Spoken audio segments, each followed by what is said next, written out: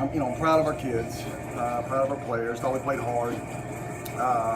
You say why we lose. I mean, penalties, turnovers, and give them credit. I mean, outstanding quarterback. Here's the thing: you blitz them, big wideouts on the outside. We couldn't match up in zero coverage. You play zone. Of course, shake and run around and make a couple plays and stuff. But so you got to kind of pick your poison, what you want to do.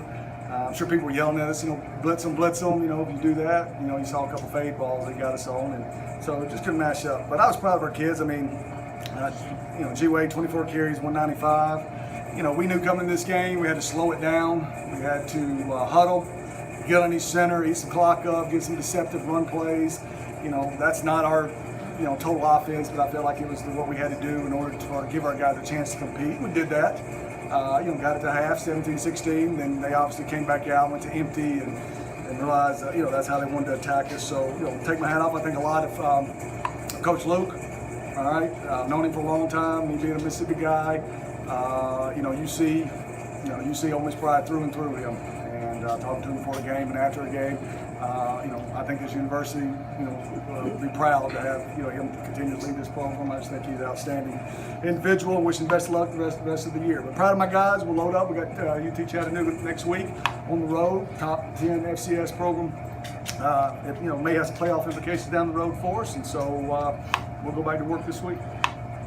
What does it mean for you to play the way you played for a good amount of time, not only for you but the players as well moving forward?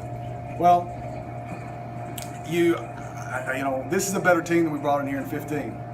All right, but it's also a team that, if it comes together, if it'll continue to be coachable, if they continue to work on, body language and attitude and things like that, they can be as good as they want to be in our league. And so when we got down a little bit, I saw kind of cracks a little bit. But I thought, what? I like the vibe in the locker room. I don't see any guys just proud to hang close. I see a group of guys knowing that if they would play a little bit better, could have maybe got it to maybe a one-score game in the fourth quarter, and try to make something happen. So I think the jury's still out on us. Are we talented? Yeah. But we got to continue to get better. Galloway did something back-to-back 150 games. That hasn't happened for you since Don Chapman. Being able to have a running back like that when that was a question mark a couple weeks ago is nice. Well, I'm proud of him. I mean, we could see in the spring he had talent. He's got good vision. These schemes, he's kind of short, so he's able to get in behind these big offensive linemen and kind of hide and comes out of them. And, so proud of him. This is his home state, so to be able to come back here, find his family and friends. And this is something he and I talked about when I recruited him. I said, hey, guess what? Game 2, we line up and get to go to Ole Miss.